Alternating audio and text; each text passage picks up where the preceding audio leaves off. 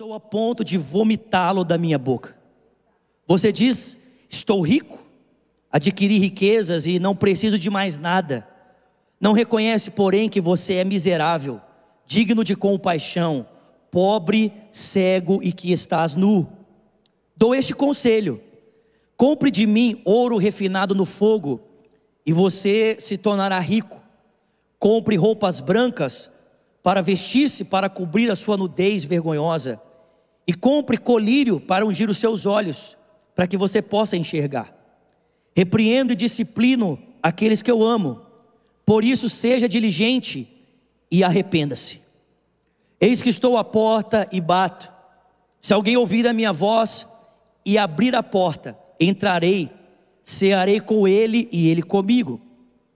Ao vencedor darei o direito de sentar-se comigo em meu trono, assim como eu também venci e sentei-me com meu Pai em seu trono.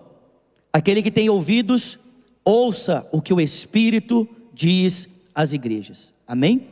Quero ler esse texto novamente, mas eu quero ler numa outra versão, já usei ela aqui muitas vezes, e aconselho você a ter essa versão disponível para leitura, para o seu devocional.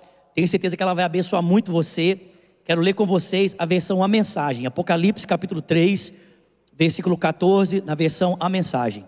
Se você não tem ela disponível, preste atenção na leitura, tá bom? Escreva a Laodiceia, ao anjo da igreja: assim diz o Amém de Deus, a testemunha fiel e exata, a origem da criação de Deus. Conheço você por dentro e por fora, e vejo pouca coisa em você que me agrade. Você não é frio e também não é quente. Melhor que fosse frio ou quente. Você está estragado, apodrecido e me causa ânsia de vômito. Você alardeia: ah, eu sou rico, faço e aconteço, não preciso de nada e nem de ninguém. Mas você é desprezível, um mendigo, cego, esfarrapado e sem casa. Saiba o que eu quero que você faça: compre ouro de mim, ouro refinado pelo fogo, e então você vai ser rico. Compre roupas de mim, roupas que foram desenhadas no céu. Você já andou por muito tempo seminu. Agora compre de mim remédio para os seus olhos. Assim você vai poder ver, vai enxergar de verdade. Olha, eu costumo chamar a responsabilidade aqueles que eu amo. Então, para incentivar, eu corrijo e oriento, para que você possa viver de uma maneira melhor. Então levante-se, faça meia volta e busque a Deus. Olhe para mim, estou batendo a sua porta. Se você ouvir o meu chamado e abrir a porta, eu vou entrar e eu vou jantar com você. Os vencedores vão se assentar comigo à cabeceira da mesa, assim como eu, depois de vencer, tomei o lugar de honra ao lado do meu Pai. Esse é o meu presente aos vencedores. Seus ouvidos estão abertos? Então ouça.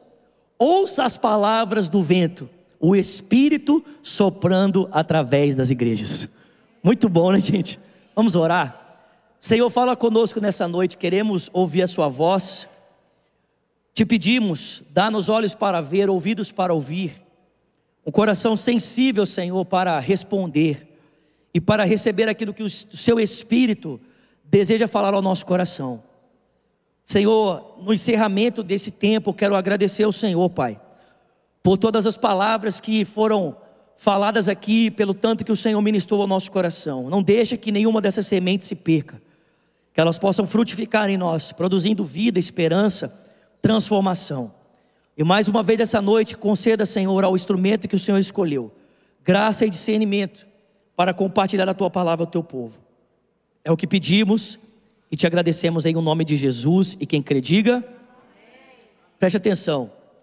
Em cada uma das 7 cartas, Jesus Cristo dá ênfase a uma marca diferente que cada uma dessas igrejas precisava ter para ser uma igreja viva e verdadeira. São 7 cartas, 7 ênfases.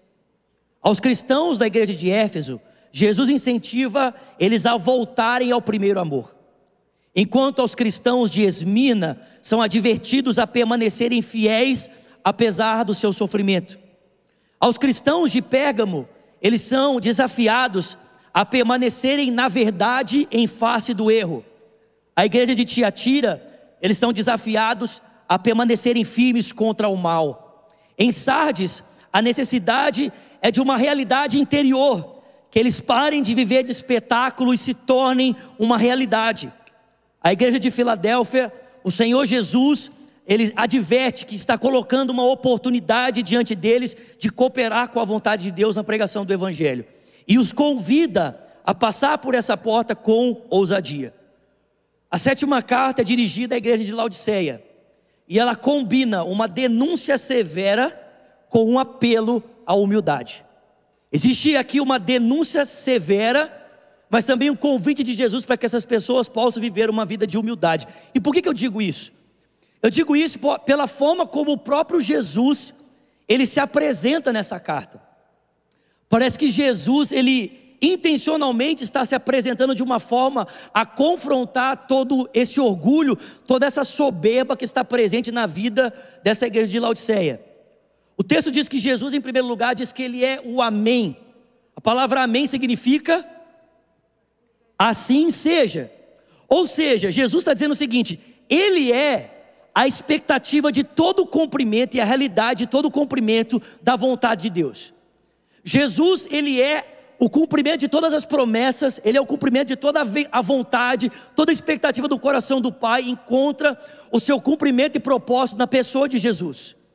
Mas ele não é apenas o Amém, ele diz também que ele é a testemunha fiel e verdadeira. Ou seja, Cristo não tem apenas a verdade para ser proferida, ele é a verdade. Ele não apenas dá testemunho da verdade, como ele é a própria verdade. A verdade fiel é o próprio Cristo. Depois ele diz que ele é a origem da criação. Vocês estão comigo? Ou seja, ele é a razão pela qual todas as coisas vieram a existir. Jesus está dizendo: olha, eu sou o cumprimento de tudo, toda a expectativa da vontade de Deus se cumpre em mim. Eu sou a verdade, o testemunho fiel da verdade, e tudo que veio a existir, só veio a existir por minha causa. Eu sou a razão da existência de tudo. Tudo que veio a existir tem a sua origem em mim. Vocês estão comigo, gente? Quando eu leio esse texto aqui, eu lembro de João capítulo 13. João capítulo 13 começa assim: Jesus convidando os seus discípulos para tomar a última ceia com ele antes da sua morte. E aí o texto fala assim, que Jesus sabia que o Pai havia dado todas as coisas para ele. O texto diz que ele sabia que tinha vindo de Deus e estava voltando para Deus. O texto diz que ele sabia tudo o que ia acontecer, como o diabo havia introduzido uma vontade em Judas Iscariotes para traí-lo. Ou seja, Jesus tinha consciência completa de tudo. A Bíblia diz que ainda assim, ele levanta-se da mesa, tira sua túnica, se cinge com uma toalha e ele vai lavar o pé dos seus discípulos. Ou seja, no ápice do seu ministério, no momento em que Jesus tinha mais consciência de tudo, como todo o propósito de Deus se cumpriria, o que ele decide fazer? Ele decide assumir uma posição de humilhação e lavar o pé dos seus discípulos. Ele não bate no peito e diz: gente, agora eu estou no meu auge, agora toda a glória de Deus vai vir sobre mim após a ressurreição, e vocês vão me ver de fato como eu sou. Não, o texto diz que consciente no seu melhor momento, Jesus desce da mesa e ele decide lavar o pé dos seus discípulos. É mais ou menos isso que o texto está dizendo para nós. Jesus é o Amém, ele é o cumprimento de tudo, ele é a verdade, a razão de tudo existir é ele. Mas apesar de Jesus ser essa pessoa, ele não se apresenta como um ser arrogante, ele não se apresenta como um ser orgulhoso. Vocês estão comigo aqui? Apesar de todas essas prerrogativas, o Filho de Deus é visto nesse texto em papéis muito humildes. O texto diz que ele se apresenta a essa igreja como um vendedor, nós já vamos falar um pouco sobre isso, e se apresenta a essa igreja como um viajante. Não se apresenta em papéis importantes como o de rei, não se apresenta a essa igreja em papéis importantes que receberiam destaque, não. Ele se apresenta em duas coisas que essas pessoas estavam acostumadas a lidar no dia a dia e jamais dariam importância. E é exatamente por isso que Jesus decide se apresentar a elas dessa forma. Por quê? Porque ele quer que com toda essa glória seja visto em humildade. Ele quer que com toda essa glória ele possa ser visto com uma pessoa simples. Vocês estão comigo aqui? Preste atenção.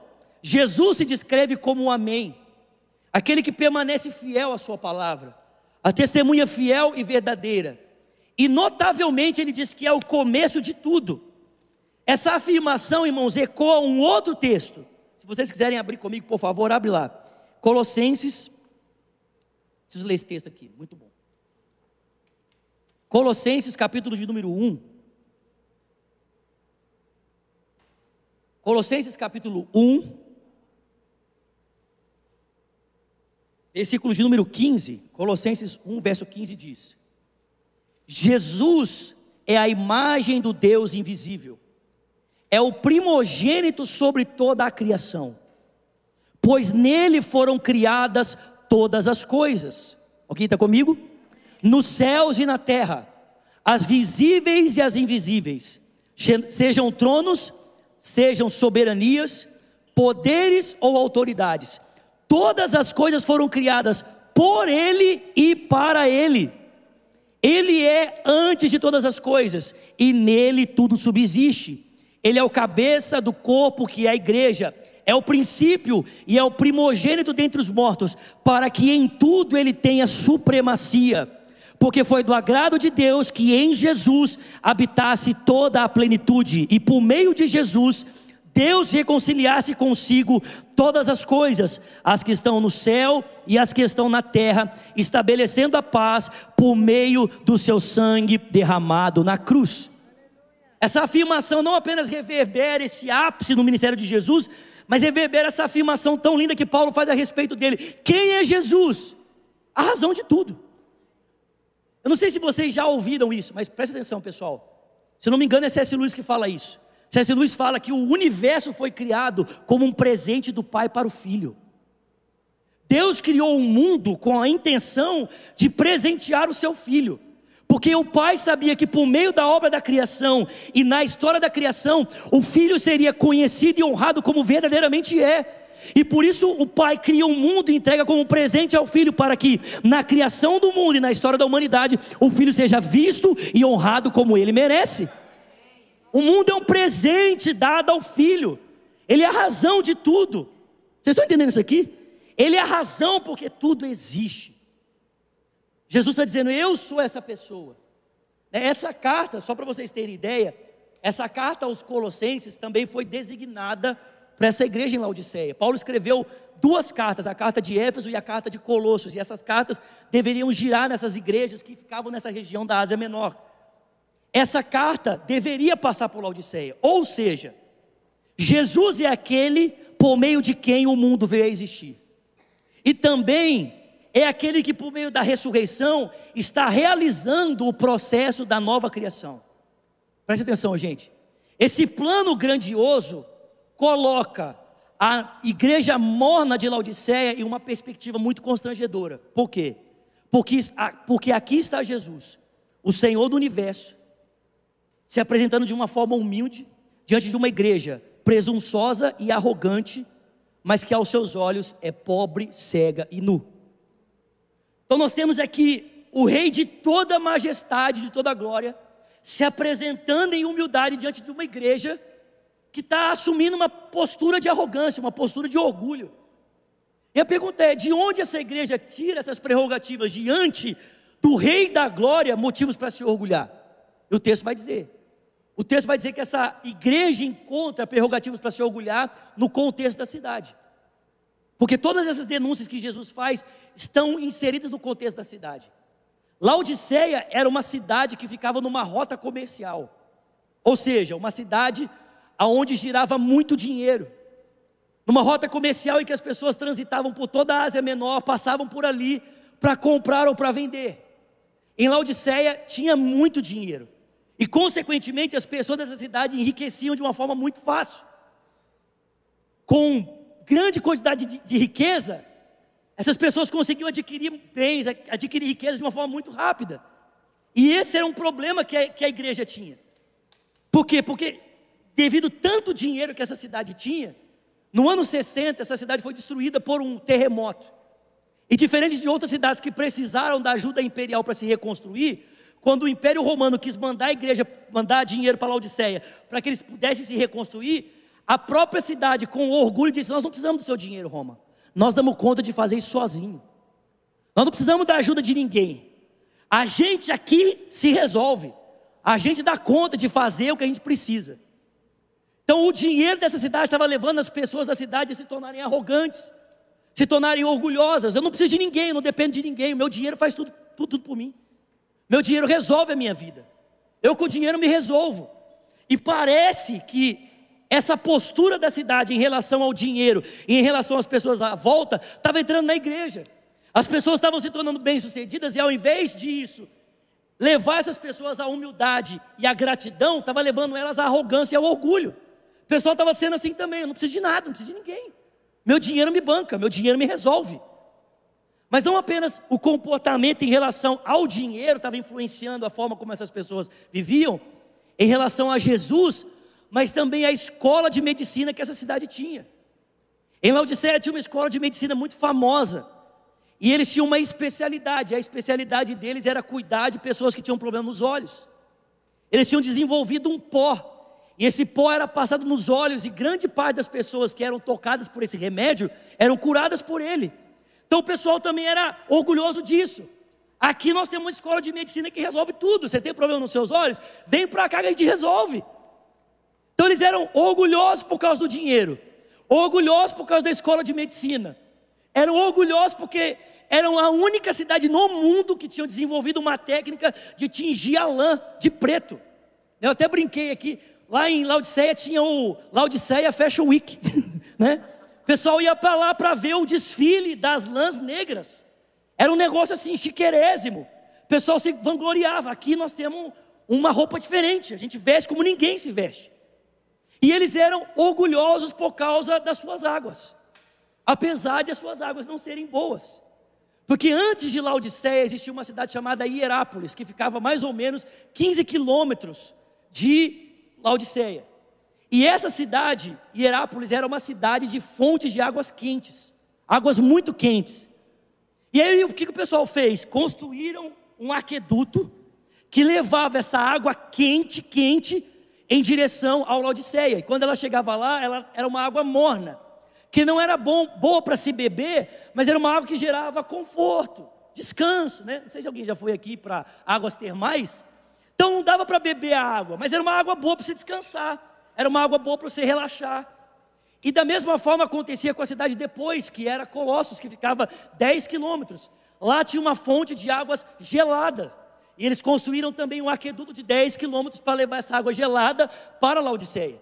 Só que quando ela chegava não era mais gelada, porque ela se aquecia pelo caminho, e também ficava água morna.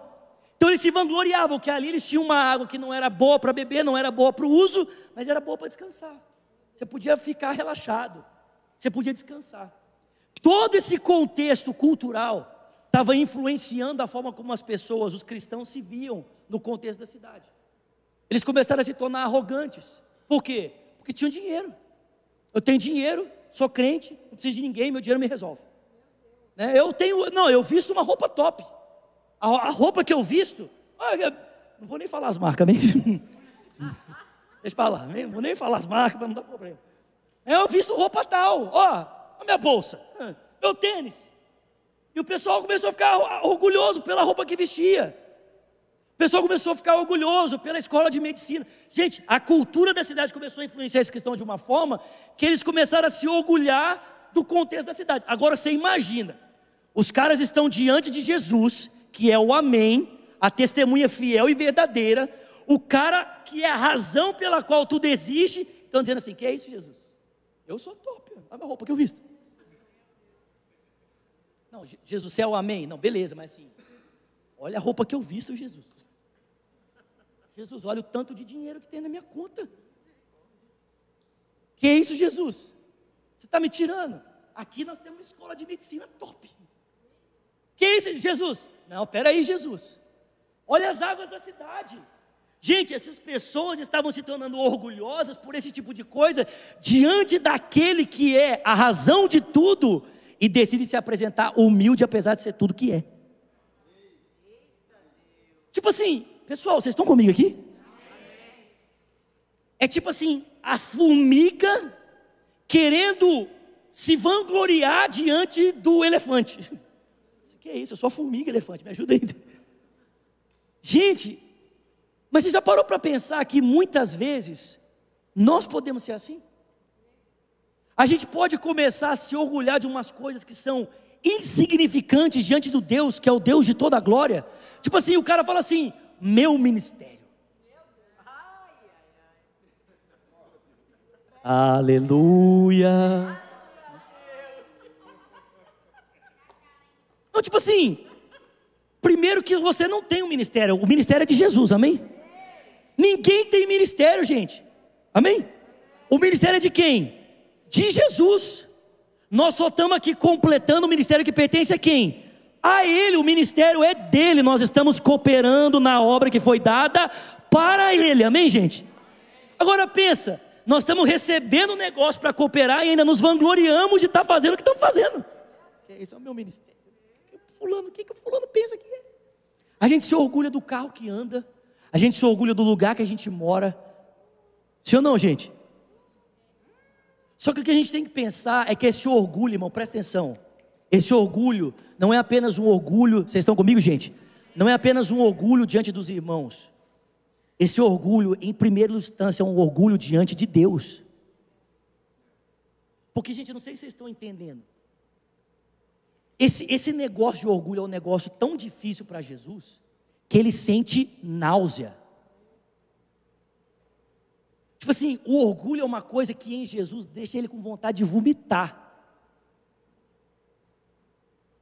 Porque se tem um pecado que Deus odeia, Ele abomina, é o pecado do orgulho. Gente, Deus vê orgulho em nós, gera ânsia de vômito nele, ele fica assim, ele não aguenta. Sabe por quê? Por dois motivos. Primeiro, que ele sendo Deus, não tem orgulho em si. Então, quem é você para ter orgulho, sendo você diante de Deus? Quem sou eu para querer me orgulhar diante de Deus? Então Deus fica assim, mano, eu não estou acreditando. Esse vermezinho quer se orgulhar diante de mim, e não é nada. Segundo, gente, todas as vezes que Deus vê orgulho em nós, Ele se lembra de uma pessoa. Todas as vezes que Deus vê orgulho em nós, Ele lembra de alguém. Porque tem uma pessoa que foi tipo assim, o cara que parece que quase fundou esse negócio de orgulho. Tipo assim, quem que é esse? Quem? O diabo. Irmão, Deus vê orgulho em nós, Ele se lembra do diabo. Porque é aquela criaturazinha que se orgulhar diante de Deus. Amém? E foi transformado em nada pelo seu orgulho. Agora, gente, presta atenção. O que eu me surpreendo é as banalidades com as quais nós nos orgulhamos. Paulo disse, se alguém tem que se vangloriar, se alguém tem que se orgulhar, orgulhe-se em Deus. Fica assim, fica orgulhoso de ter Deus na sua vida. Mas a gente fica orgulhoso de ter uns negócios que não faz sentido nenhum. Jesus está dizendo assim para essa igreja, não, é sério mesmo que vocês vão ficar querendo, tipo, botar a banca diante de mim, por causa desses negocinhos, nada a ver?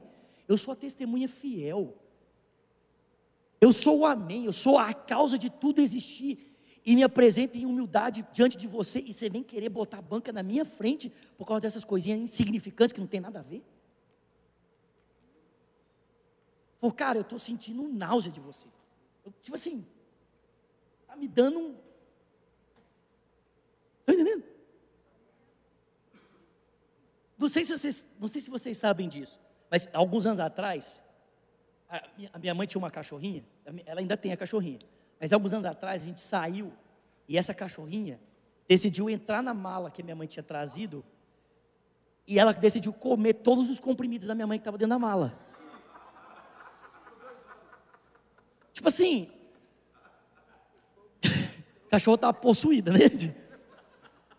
E aí quando a minha mãe chegou, que viu que ela tinha comido, desesperou, porque falou assim, não, minha mãe já tinha perdido uma cachorrinha assim. Minha mãe foi dar uma quantidade de remédio para ela, deu remédio um pouquinho mais do que podia, ela não sabia, a cachorra teve o estômago demorado, teve que ser sacrificada. Aí minha mãe ficou desesperada, quando viu o cachorro que tinha comido, falou assim, vai morrer também. Aí levamos para o veterinário, fez a cachorra comer carvão, os negócios, sabe aquele negócio de carvão lá que come para não sei o que lá, leite e tal, e a cachorra nada. Aí o veterinário teve uma ótima ideia para a cachorra vomitar. O que você faz? Dá água morna. Quando você bebe água morna, isso gera ânsia de vômito na hora. Gente, Jesus está dizendo assim: vocês para mim, por causa do orgulho, são igual a um monte de gente de água morna. Se vocês fossem quente, seria melhor. Se vocês fossem frio, seria melhor. Mas vocês são mornos. Eu estou a ponto de vomitar você. Gente, mas é isso que o orgulho faz, sim ou não? O orgulho nos coloca numa posição tão distante, que nós nos achamos tão suficientes, que nós não precisamos mais nem de Jesus, nem mais de ninguém. Jesus está dizendo assim para essa igreja: volta. Se arrepende e volta. Para de ficar querendo se vangloriar diante de mim. Se arrepende e volta.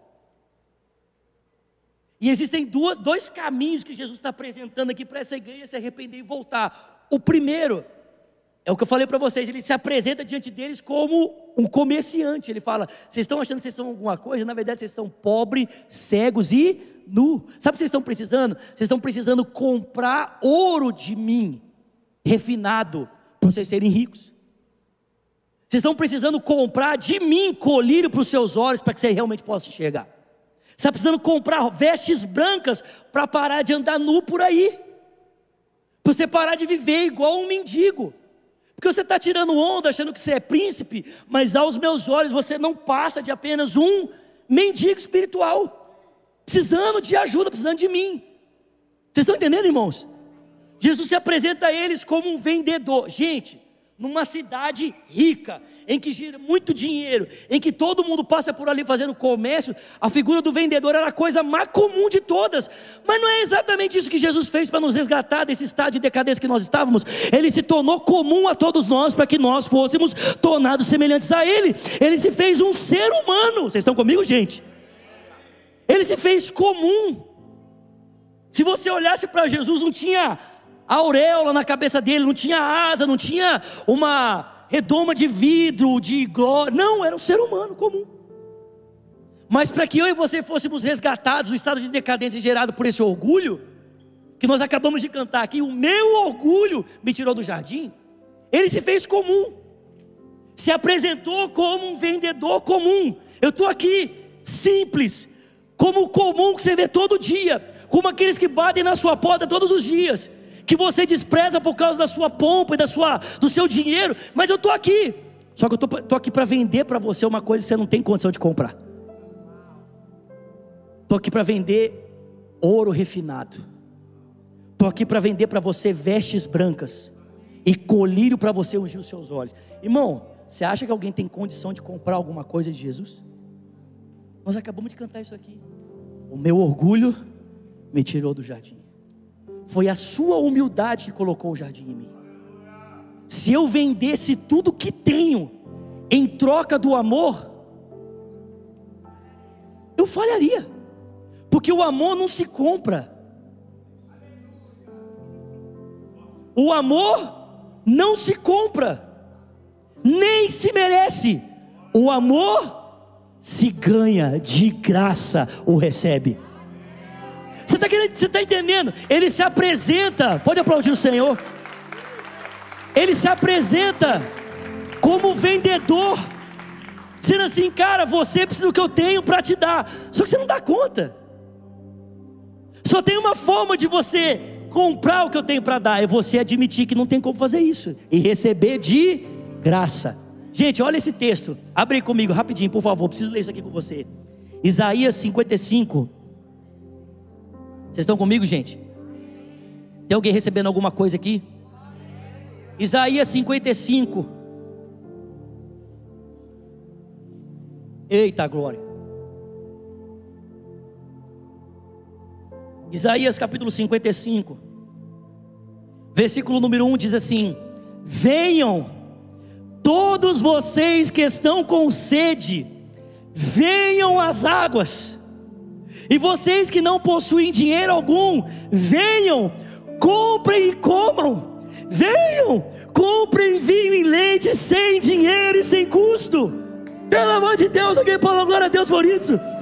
Para que gastar o seu dinheiro naquilo que não é pão? O seu trabalho árduo naquilo que não satisfaz. Escutem-me e comam aquilo que é bom, e a alma de vocês ficará satisfeita com a mais fina refeição.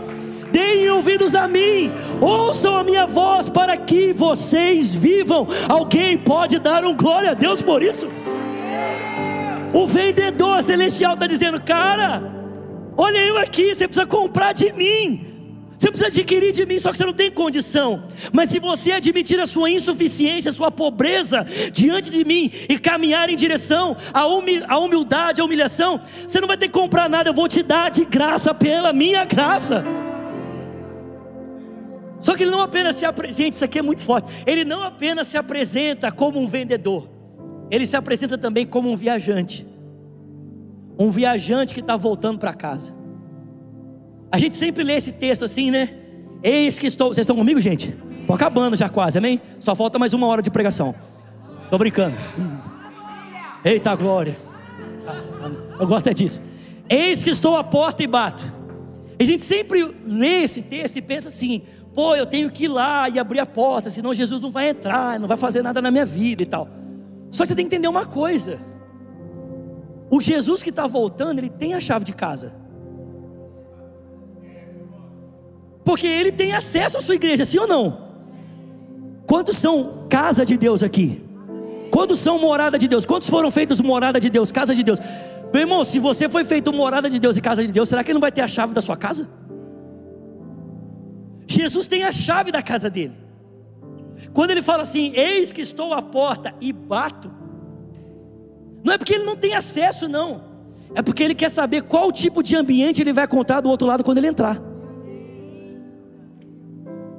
Porque presta atenção, se do outro lado tem uma noiva indiferente e cheia de orgulho que espera o noivo, como que ela vai se apresentar para ele? Com uma mesa preparada, uma comida pronta esperando para jantar, sim ou não?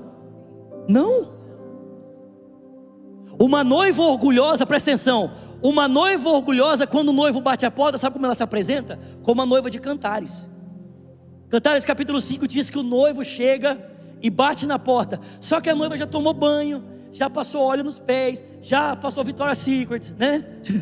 Já se perfumou. Tem umas irmãs que estão assim: pastor, Victoria's Secret é coisa de pobre, pastor, vamos aumentar o negócio aí, né? Passou os negócios chiques, né? Essas coisas que vocês passam aí, que custa muito dinheiro, amém? Passou lá e ela está deitada, e ela está ouvindo o noivo batendo na porta. Aí o noivo fala: levanta, minha irmã, amada minha, vem me encontrar. E ela fala assim: pô, já tomei banho, já passei óleo no pé, já me perfumei, estou deitada, sério mesmo? Aí o noivo fala: vem, pelo amor de Deus, ele está batendo na porta, e ela nada. A Bíblia diz que quando passa muito tempo ela adormece. Vocês estão comigo, gente? Ela dorme, e quando ela acorda, ela lembra do convite. Sabe o que ela faz? Ela levanta e vai até a porta para abrir a porta. Quando ela pega na maçaneta, a Bíblia diz que ela vê que a maçaneta está cheia de óleo, está escorrendo óleo na maçaneta. Vocês estão comigo, gente? Só que quando ela abre a porta, o noivo já foi embora. O noivo já foi embora. E a Bíblia diz que ela sai à procura desse noivo. Ela não encontra, sabe o que ela encontra? Ladrões, bandidos, que espancam ela e deixam ela na rua, molestada pela violência. Gente, presta atenção, o Jesus que volta e bate a porta, não é porque ele não tem a chave, não é porque ele não pode entrar, é porque ele quer saber qual é o tipo de ambiente ele vai encontrar do outro lado. Ele quer saber se do outro lado tem uma noiva que o deseja, ou se tem uma noiva que pelo seu orgulho se tornou indiferente. Ele quer saber se do outro lado tem uma noiva que se tem uma noiva que do outro lado colocou azeite na sua lamparina e encheu ainda uma botija a mais para esperá-lo, ou se tem uma noiva que está nessa, despreocupada, que não está ansiosa pela chegada do noivo. É isso. Ele fala: eis que estou à porta e bato, se alguém ouvir a minha voz, se alguém der lugar, se alguém ouvir a minha voz, eu entrarei em sua casa, cearei com ele e ele comigo. Esse que é o problema do orgulho. Nós começamos a nos orgulhar por umas coisas insignificantes que não fazem sentido nenhum, e nos tornamos orgulhosos diante das pessoas, mas também diante de Deus, porque o orgulho estendido ao próximo também é orgulho estendido a Deus. Quem diz assim, eu não preciso de ninguém, eu me basto, está dizendo isso para Deus também. Eu só preciso de mim mesmo, nem de Deus eu preciso. O que o noivo espera é encontrar uma noiva humilde, que está tão ansiosa pela volta do viajante, que prepara uma mesa para que ele possa entrar, um lugar de descanso para os seus pés e um aconchego para a comunhão. Cara, você quer um negócio, tipo assim, eu não sei vocês, mas quando eu morava no Brasil, viajava muito no Brasil. Às vezes eu viajava 15, 20 vezes no mês. Passava às vezes mais tempo viajando do que em casa. Mas era maravilhoso chegar em casa. Tem um negócio que eu amo, gente. Eu sou uma pessoa assim, de poucas exigências. Eu sou bem tranquilo, mas tem um negócio que eu amo. Era entrar na minha casa e encontrar a casa toda limpinha. Tipo assim, eu falava com a minha esposa, eu falava assim, Virgínia, tipo assim, no Brasil minha esposa não precisava trabalhar, aqui ela trabalha, no Brasil eu não precisava trabalhar, mas eu falava assim, amor, eu não quero te pedir muita coisa, mas tem uma coisa que eu quero te pedir assim, por favor, todas as vezes que eu chegar em casa, de viagem, eu quero chegar e encontrar a casa limpa. Só isso, mais nada. Ainda pagava alguém para ajudar ela lá. Aqui, nós estamos orando, amém? Charamana, né? Mas era isso que eu queria, chegar e encontrar a casa limpa. Por quê? Porque isso era para mim, isso era um recado. Para mim chegar e encontrar a casa limpa, organizada, era um recado. Sabe qual é o recado? Você é bem-vindo de volta.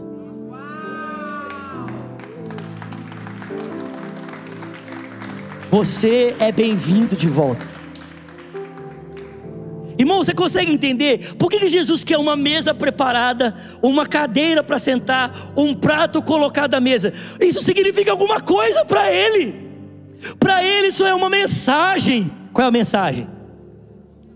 Você é bem-vindo. Eu estou te esperando. Você é bem-vindo de volta. Pode vir que eu estou te esperando. Tem uma mesa preparada. Sabe, o convite de Jesus para nós é a caminharmos na direção da humildade. A crítica dele é severa, é dura, você não é frio nem quente, eu estou a ponto de vomitar. O seu orgulho me traz náusea, mas ele diz, olha, eu estou pegando pesado com você porque eu te amo, porque eu corrijo a quem eu amo, amém? Não é isso que diz Hebreus 12? O pai corrige o filho a quem ele ama, amém? Estou pegando pesado com você porque eu te amo muito, eu me importo com você, porque o seu orgulho não faz sentido. Não faz sentido nenhum você estar se orgulhando diante de mim, que sou o top das galáxias. Não faz sentido. Para com isso, seja humilde. Vamos partilhar da comunhão aqui. Deixa eu te introduzir de volta na minha vida. Deixa eu colocar você de novo na minha história. Para com esse orgulho besta, com esse orgulho bobo. Vocês estão comigo, irmãos? E aí ele termina dizendo o seguinte, pelo amor de Deus, gente, ele termina assim, ao que vencer. Vocês estão comigo? Eu darei o direito de se assentar no meu trono, assim como eu me sentei no trono junto com o meu pai. Mas o que acontece se você colocar um orgulhoso no trono? Ei, irmão, o que acontece se você entrega poder na mão de um cara cheio de orgulho? Ele só faz besteira. Ele vai oprimir quem está debaixo dele, porque o poder na mão de um orgulhoso é uma ferramenta de morte. É uma arma para matar os outros. Irmão, presta atenção. Para que Jesus tivesse todo o poder no céu e na terra, Deus o viu descer ao mais baixo lugar, ao caminho da humilhação, para que ele pudesse subir no lugar da exaltação. Sim ou não? Para que José se tornasse governador do Egito, Deus teve que tirar todo aquele mimo de dentro dele e o submeter a testes ferrenhos, para que ao chegar no lugar de governo, ele usasse o governo para salvar e não para oprimir. Irmãos, presta atenção. Para Jesus sentar no trono, Deus o submeteu ao caminho da humildade. Para nós sentarmos com ele no trono, ele também vai nos levar para esse mesmo caminho. O caminho para nos sentarmos com ele é o caminho da humilhação. Ele disse, se você vencer o orgulho, Se você parar com esse negócio de se sentir uma pessoa superior porque você usa, vou falar uma coisa assim, bem básica assim, se você usa uma blusa da Calvin Klein, você usa uma calça da Levi's, você está assim, nossa, eu uso uma calça da Levi's. Gente, eu lembro, alguém lembra disso aqui?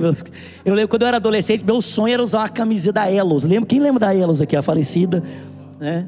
Meu sonho era usar uma camiseta da Elos, tipo assim, eu achava que eu ia ser alguém depois que eu tivesse uma Elos. Sério? Aí você vem para os Estados Unidos, sabe o que você descobre? Que o que a gente no Brasil acha que é marca, aqui para eles você compra na Ross. Sim ou não?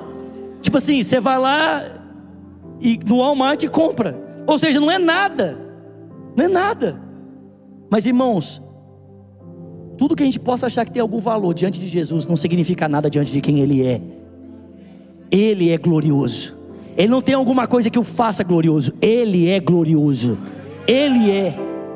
E Ele quer nos tornar gloriosos também. Mas para isso Ele precisa ver em nós humildade. Humildade.